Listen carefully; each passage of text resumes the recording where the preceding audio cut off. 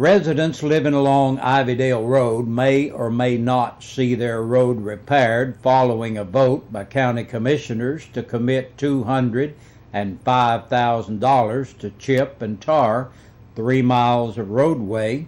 The devil, as is often said, is in the details. After Melvin Boshears offered a motion to spend the money, seconded by Steve Rutherford, David Atkins pointed out that any spending resolution must be accompanied by a funding source. Boshears simply stated that it was up to Finance Director Jeff Marlowe to determine a way to fund the project. Atkins then read a memo from Marlowe that sent out to all commissioners addressing a suggestion that the road repairs be paid for by borrowing the money on a 12-year capital outlay note. The county cannot borrow money for a period that exceeds the life of the capital project, Marlowe wrote, and he projected that the road repairs would have to be repeated after 4 years, long before the debt was paid off.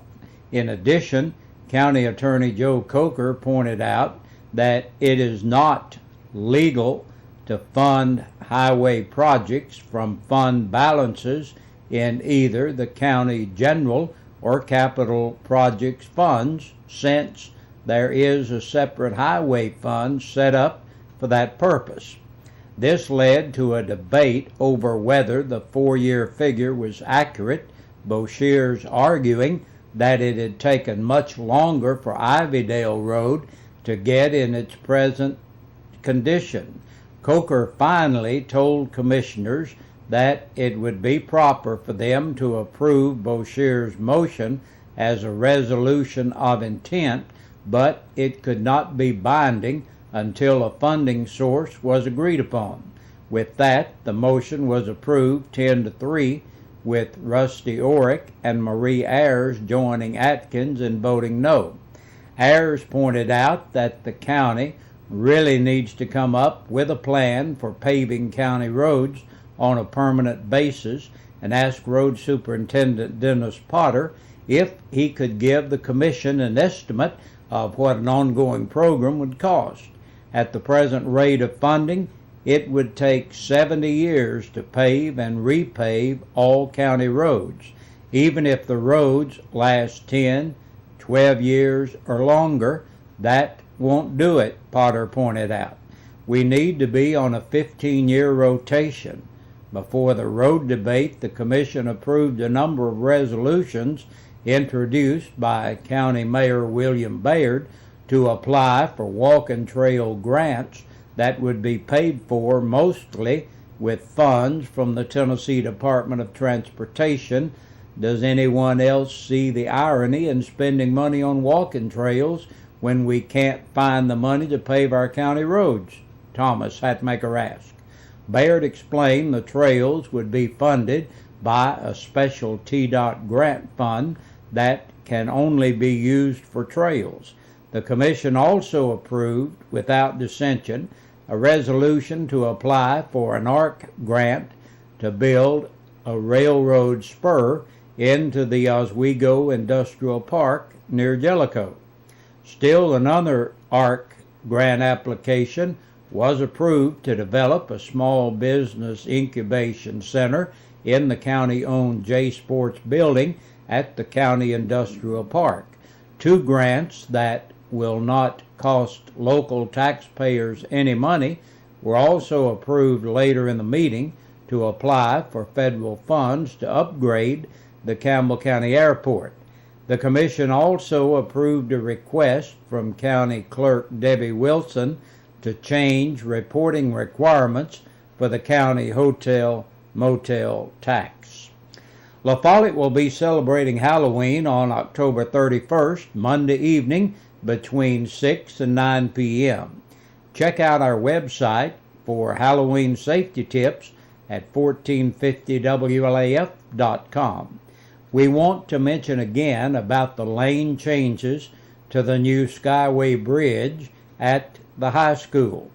TDOT officials tell WLAF and Channel 12 News that you will need to be alert for lane closures and traffic shifts on and around the new bridge. The slowdowns last through Thursday. Beltone Hearing will be having its free hearing test coming up tomorrow, Wednesday, October 19th. Beltone is located across from the First Baptist Church in La Follette, and if you have questions, call 562-7562.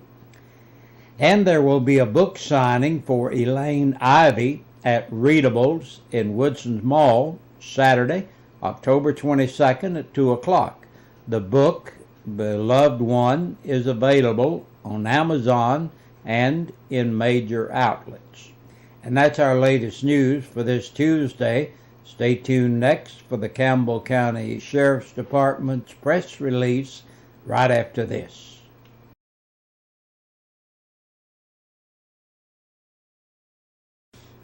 And it's time now to check the sheriff's report from the last 24 hours, those that were booked in to the Campbell County Jail. Brought to you by Billy's Transmissions, right across from Campbell County High School in the Joy Hunter Automotive Center. Billy and his staff will be happy to look at your problem, discuss it with you, and give you a free estimate. And when it comes to transmissions, they know the business. Stop by and see Billy, or call him at 423-201-2499. Billy's Transmissions of La Follette. And we have 11 names on our press release today. Aaron Benjamin Bell, age 27, of West Hemlock Street, La Follette, on a capious bench warrant. 35-year-old Jody Elizabeth Briggs of Jacksboro Pike, La Follette, for possession of a Schedule 6 controlled substance and possession of drug paraphernalia. Ashley Dawn Bullock, 27, of Queener Road in Jacksboro, for theft of property under $500 and disorderly conduct. Amanda J. Campbell, age 30, of North Highway 25W in Duff, for possession of a Schedule 2 controlled substance, simple possession of marijuana, and possession of drug paraphernalia. 32-year-old Jason Allen Kennedy of Hickman Lane in Jacksboro for driving on a suspended driver's license.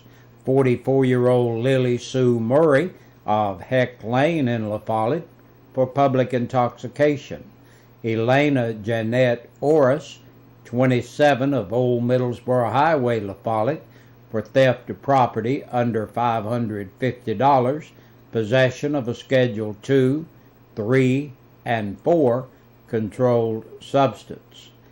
Evelyn Joyce Rowe, 29, of Leaf Lane in Jacksboro, for driving while revoked and violation of the light law. James F. Tapp of West Central Avenue, La Follette, for domestic assault. 45-year-old John Glenn Ward of Jacksboro Pike in Jacksboro for possession of a Schedule 6 controlled substance and possession of drug paraphernalia.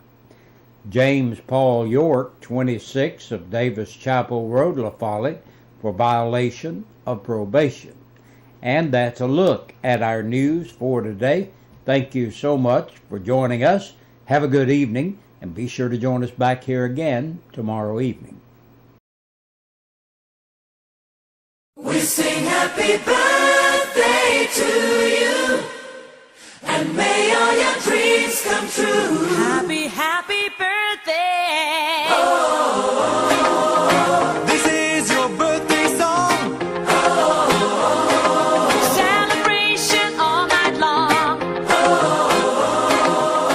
May all you Hey everybody, Dan Sansone for your East Side Pizza, WLAF, birthdays and anniversaries. I hope you're having a great day here on this Tuesday, the 18th day of October 2011.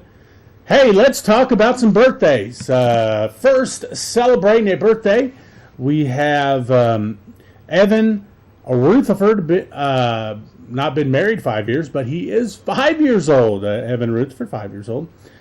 We've got Hazel Parks, 80 years old today. So happy special birthday to her. That's it for the birthdays. Anniversaries. Don't have any anniversaries, but if today has been your birthday anniversary, we here at WLAF are hoping you have a spectacular day. Now, if it has been your birthday anniversary, there's two things I want to tell you. First of all, hey, get them birthdays and anniversaries turned in. And second, if you don't win dinner for two at East Side Pizza and Deli.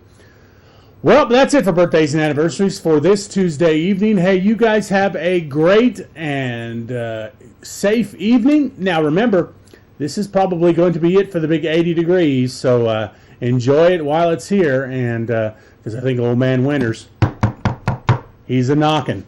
But you guys have a great and safe evening, and I'll see you back here tomorrow for more birthdays and anniversaries.